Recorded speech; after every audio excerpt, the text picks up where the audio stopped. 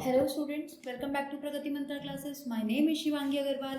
तो स्टूडेंट्स, अब हम देखने वाले हैं सोशल स्टडीज़ की आंसर की। तो ये जो मेरे पास क्वेश्चन पेपर है ये बी सीरीज़ का है। इसके अकॉर्डिंग अपने आंसर्स को मैच करते जाइएगा। तो देखते हैं, पहला क्वेश्चन हमसे पूछा गया है कि इनमें से कौन सा अल्पाइन माउंटेन टर्शरी पीरियड के टाइम पे नहीं बनाया गया था। तो जो अरावली ऑफ एशिया है, यानी कि जो है आपके पास ऑप्शन नंबर 4, वो आपका नहीं बनाया गया था। वो हो जाता है हमारा करेक्ट ऑप्शन। इसके बाद हमसे पूछा गया है कि कौन सा स्टेट और यूटी है जिनकी की पाकिस्तान के साथ कॉमन बाउंड्री नहीं है। तो ये हैं स्टूडेंट्स हमारे पास गुजरात, फिर है हमारे पास जम्मू एंड कश्मीर, फिर है हमारे पास पंजाब और राजस्थान, यानी कि जो हमारे पास है ऑप्शन नंबर 3, वो हो जाता है एकदम करेक्ट। इसके बाद अब हम चलते हैं अपने क्वेश्चन नंबर 53 की तरफ। यहाँ पे हमसे पूछा गया है कि इसमें से मेटामॉर्फिक रॉक का कौन सा एग्जाम्पल नहीं है। तो जो ग्रेनाइट है स्टूडेंट्स वो नहीं है, यानी कि ऑप्शन नंबर 4। इसके बाद हमसे पूछा गया है कि जो डोल्ड्रम बेल्ट्स हैं उसमें विंड्स की डायरेक्शन क्या रहती हैं। तो वो रहती हैं नॉर्थ ईस्ट ट्रेड विंड, यानी कि ऑप्शन नंबर 4। चलिए 55 की तरफ चलते हैं और वहाँ पर हमसे पूछा गया है कि हैवी डाउनपोर रेनफॉल, यानी कि जो बहुत भारी मूसलाधार बारिश होती है वो कौन से क्लाउड्स की वजह से होती है। तो वो होती है क्यूमुलोनिम्बस क्लाउड्स, यानी कि ऑप्शन नंबर 1। इसके बाद चलते हैं नेक्स्ट क्वेश्चन की तरफ। पूछा गया है कि जो रोज़बाई वेव्स है वो किस स्टेट से रिलेटेड हैं। तो ये हैं स्टूडेंट्स हमारी फर्स्ट स्टेट से रिलेटेड, यानी कि ऑप्शन नंबर 2। इसके बाद हमसे पूछा गया है कि जो ईस्टर्न घाट्स हैं उसकी हाईएस्ट पीक क्या है। तो ये है स्टूडेंट्स महेंद्रगिरी, यानी कि ऑप्शन नंबर 4। चलिए 58 की तरफ चलते हैं और हमसे पूछा गया है कि जो कॉन्सेप्ट था मॉनसून का, डायनामिक कॉन्सेप्ट स्पेशली, वो किसने दिया था। तो ये दिया था स्टूडेंट्स फ्लॉन ने, यानी कि ऑप्शन नंबर 1। अब हम चलते हैं अपने नेक्स्ट क्वेश्चन की तरफ, यानी कि आज का 59वां क्वेश्चन। और हमसे पूछा गया है कि इनमें से कौन सा रीजन है जो कि अर्थक्वेक के लिए सबसे ज़्यादा प्रोन है। तो ये है स्टूडेंट्स गंगा ब्रह्मपुत्र प्लेन, यानी कि ऑप्शन नंबर 1। फिर 60 में हमसे पूछा गया है कि किसने प्लैनेस्टियल हाइपोथेसिस को पोस्टुलेट किया था, किसने प्रतिपादित किया था इसको। तो ये किया था स्टूडेंट्स हमारा चैम्बरलेन, यानी कि ऑप्शन नंबर 3। अब हम चलते हैं क्वेश्चन नंबर 61 की तरफ। यहाँ पे हमसे पूछा गया है कि पीएसी में मेंबर्स की जो संख्या होती है वो कितनी होती है। तो ये होती है 22, यानी कि ऑप्शन नंबर 1। आप चलते हैं 62 की तरफ और ये स्टूडेंट्स अभी क्वेश्चन थोड़ा डाउट में है, तो इसका फाइनल आंसर आपको आपकी फाइनल आंसर के आने के बाद ही पता चल पाएगा। चलिए अब हम चलते हैं 63 की तरफ। इसमें पूछा गया है कि इनमें से कौन सा इंडियन कॉन्स्टिट्यूशन में के संविधान में समाविष्ट नहीं है। तो ये है स्टूडेंट्स फेडरल, यानी कि ऑप्शन नंबर 1। फिर हमसे पूछा गया है कि जो प्रेसिडेंट ऑफ इंडिया है उनको महाभियोग किस आर्टिकल के अंदर उन पर चलाया जा सकता है। तो ये है स्टूडेंट आर्टिकल नंबर 56 एंड 61। चलिए स्टूडेंट 65 क्वेश्चन में देखते हैं और यहाँ पे हमसे पूछा गया है कि जो जीरो पार्लियामेंट्री आर अरेंजमेंट है ये किस कंट्री के द्वारा दिया गया है। तो ये दिया गया था इंडिया के थ्रू, यानी कि ऑप्शन नंबर जो 3 है वो हो जाता है एकदम करेक्ट। अब चलते हैं 66 की तरफ और यहाँ पे हमसे पूछा गया है कि in which case Supreme Court of India has emphasized preamble is the key to mind of constitution makers। तो ये था students Keshavanandan Bharati versus Kerala case, यानी कि जो ऑप्शन नंबर है हमारे पास 4, वो हो जाता है एकदम करेक्ट। इसके बाद हमसे पूछा गया है कि बाय विच कॉन्स्टिट्यूशनल अमेंडमेंट, ठीक, जो फंडामेंटल ड्यूटीज़ हैं वो ये कहती हैं हु इज़ अ पेरेंट और guardian to provide opportunities for education to his और child as the case may be what between the age 6 and 14 years। तो ये था स्टूडेंट्स 86th कॉन्स्टिट्यूशनल अमेंडमेंट है, यानी कि ऑप्शन नंबर जो 4th है वो हो जाता है एकदम करेक्ट। आइए इसके बाद चलते हैं 68 की तरफ। पूछा गया है कि जो ये फ्लैग कोड है ये कब से इफेक्टिव हुआ हमारे इंडिया में। तो ये हुआ था स्टूडेंट्स 26 जनवरी 2002, यानी कि ऑप्शन नंबर 1। चलिए चलते हैं अपने क्वेश्चन नंबर 69 की तरफ। पूछा गया है जो जन गण मन है उसे कॉन्स्टिट्यूशन असेंबली में नेशनल एंथम के रूप में कब अपनाया गया। तो ये अपनाया गया था 26 जनवरी 1950 को, यानी कि ऑप्शन नंबर 1 फिर से हो जाता है ठीक। फिर हमसे पूछा गया है कि जो इंटर स्टेट काउंसिल होती है उनके चेयरमैन कौन होते हैं। तो ये होते हैं स्टूडेंट्स हमारे प्राइम मिनिस्टर, यानी कि ऑप्शन नंबर जो 3 है वो हो जाता है करेक्ट। चलिए नेक्स्ट क्वेश्चन 71 की तरफ चलते हैं और पूछा गया है कि वो कौन सा इंस्टीट्यूशन है जो कि नेशनल इनकम है इंडिया में उसको कंप्यूट करता है, तो ये करता है सेंट्रल स्टैटिस्टिकल ऑर्गेनाइजेशन, यानी कि ऑप्शन नंबर 4। फिर हमसे पूछा गया है the percentage of small and marginal farmers in India कितनी है, तो ये है 85%, यानी कि ऑप्शन नंबर 4। चलिए, फिर पूछा गया है हमसे स्टैक्सफिथी क्या है, तो ये है स्टूडेंट्स एक सिचुएशन है जिसमें जो इकोनॉमी होती है किसी देश की वो इन्फ्लेशन फेस यानी कि महंगाई फेस करती है और उसमें बहुत ज़्यादा अनएम्प्लॉयमेंट यानी कि बेरोजगारी होती है। तो जो ऑप्शन नंबर 1 है वो हो जाता है एकदम करेक्ट। इसके बाद अब हम मूव करते हैं अपने क्वेश्चन नंबर 74 की तरफ। तो यहाँ पे हमसे पूछा गया था कि ट्विन डिफिसिट मतलब क्या होता है, तो इसका जो रिलेटेड है ये है current account deficit plus fiscal deficit, यानी कि ऑप्शन नंबर 4।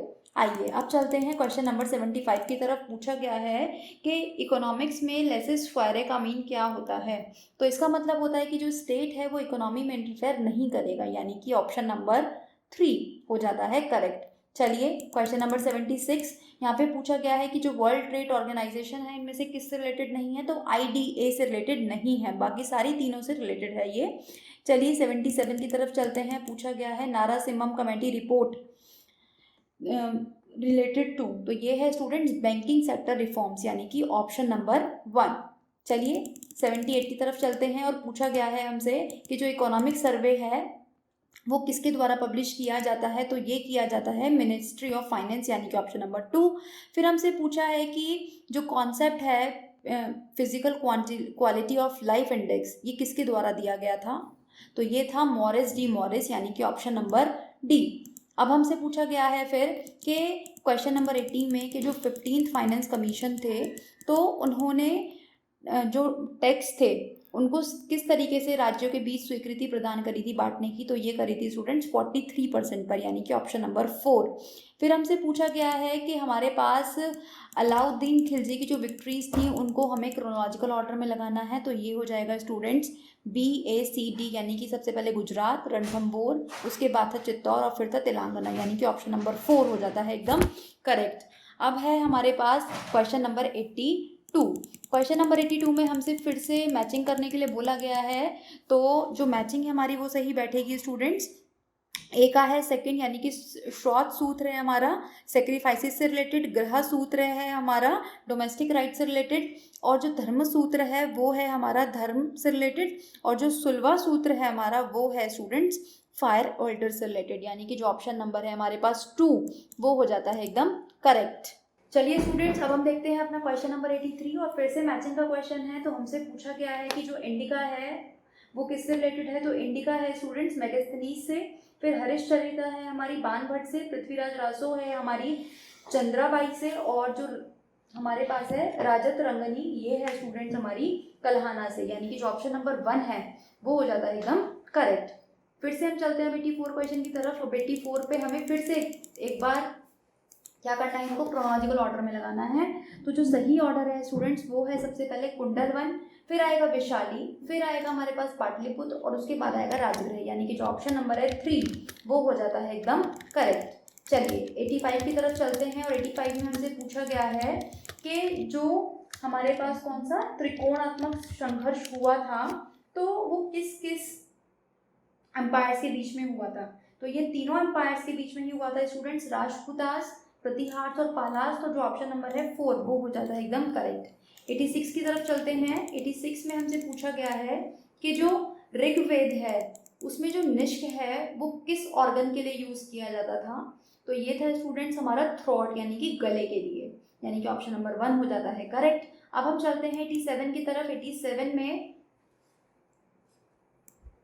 87 में हमारा क्या था कि ये हमें 2 स्टेटमेंट दे रखी हैं किसके बारे में, मीजोलिथिक एज के बारे में, तो इनको देखना है और बताना है कि करेक्ट कोड कौन सा है।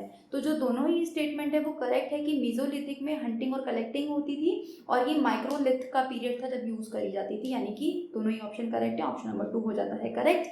अब हम चलते हैं क्वेश्चन नंबर 88 की तरफ। पूछा गया है कि जो औरंगजेब है अपने फादर शाहजहाँ के टाइम पर किस पोजीशन पर था, तो ये था स्टूडेंट्स गवर्नर ऑफ दक्कन, यानी कि ऑप्शन नंबर 1 हो जाता है एकदम करेक्ट। 89 पर चलते हैं। 89 में हमसे पूछा गया है कि जो है हमारे पास थेरीगाता, उसके बारे में हमें करेक्ट ऑप्शन बताना है। तो जो दोनों ही ऑप्शन है यानी कि कलेक्शन ऑफ 73 सॉन्ग्स और स्पिरिचुअली डेवलप्ड करी गई थी नन्स के द्वारा, तो दोनों ही ऑप्शन करेक्ट हैं यानी कि ऑप्शन नंबर 3 हमारा हो जाता है एकदम सही। चलिए नेक्स्ट क्वेश्चन, आज का 90 क्वेश्चन, और हमसे पूछा गया है कि जो जौनपुर सिटी है दिल्ली का, वो किसके द्वारा हमारा बनाया गया था, स्थापना की गई थी। तो ये थे स्टूडेंट्स फिरोज तुगलक, यानी कि जो ऑप्शन नंबर है हमारे पास 3 वो हो जाता है एकदम करेक्ट। 91 पर चलते हैं आगे की तरफ, और 91 में पूछा गया है कि दीवान ई अमीर कोही डिपार्टमेंट किसने बनाया था। तो ये बनाया था स्टूडेंट्स मोहम्मद बिन तुगलक, यानी कि ऑप्शन नंबर 1 हो जाता है करेक्ट। फिर हमसे पूछा गया है कि कौन सा रॉक क्रेडिट है जिसमें अशोका के अटावी जातीस के बारे में बताया गया है। तो ये थी स्टूडेंट्स हमारे पास। स्टूडेंट्स इसको अभी हम थोड़ा सा डाउट में रखेंगे 92 को, और इसका आंसर आपको ऑफिशियल आंसर के आने के बाद ही पता चल पाएगा। चलिए 93 की तरफ मूव करते हैं। 93 में हमसे पूछा गया है कि वो कौन सा रेवोल्यूशनरी था जिसने लॉर्ड हार्डिंग पर बम फेंका था। तो ये थे स्टूडेंट्स रास बिहारी बोस, यानी कि ऑप्शन नंबर 1 हो जाता है करेक्ट। फिर हमसे पूछा गया है 94 में कि इनमें से कौन सा गवर्नर जनरल माइक्रोस्कोपिक माइनॉरिटी को रिप्रेजेंट करता था, माइक्रोस्कोपिक माइनॉरिटी बोलता था कांग्रेस को। तो ये था स्टूडेंट्स लॉर्ड डफरिन, यानी कि ऑप्शन नंबर 2। 95 की तरफ मूव करते हैं, और हमसे पूछा गया है यहाँ पर कि जो पुष्यमित्र शुंग हैं तो उनमें से कौन सा इंस्क्रिप्शन उनसे रिलेटेड है। तो ये था स्टूडेंट्स अयोध्या का इंस्क्रिप्शन, यानी कि ऑप्शन नंबर है 3। अब हम चलते हैं 96 की तरफ। 96 में हमसे पूछा गया है कि जो बंगाल के पालाज हैं, ठीक, तो इसमें से कौन से टेक्स्ट फर्निश करते हैं उनके बारे में। तो ये है स्टूडेंट्स गॉड बहू, यानी कि ऑप्शन नंबर जो है 3 वो हो जाता है एकदम करेक्ट। 97 की तरफ मूव करते हैं, और पूछा गया है कि हड़प्पन साइट सुटका गेंडोर, इन्होंने कौन सी हड़प्पन साइट करी थी। तो ये थे स्टूडेंट्स ऑरेल सेटन, यानी कि ऑप्शन नंबर 3। 98 की तरफ चलते हैं। पूछा गया है जो करिधा है हमारे पास खैराडीह, ये किस रिवर के बैंक पर सिचुएटेड है। तो ये है स्टूडेंट्स गंगा रिवर पर, यानी कि ऑप्शन नंबर 1।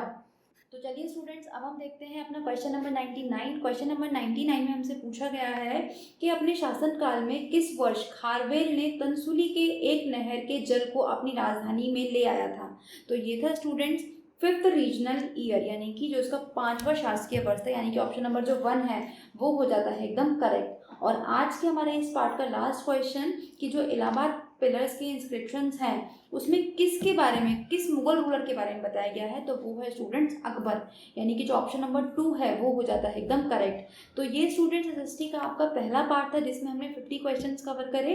अब इसी के सेकेंड पार्ट में हम लोग नेक्स्ट 50 क्वेश्चंस कवर अप करेंगे। तो चैनल पर बने रहिए नेक्स्ट पार्ट के लिए, और अपना स्कोर ज़रूर बताइएगा हर वीडियो के एंड में। Thank you students.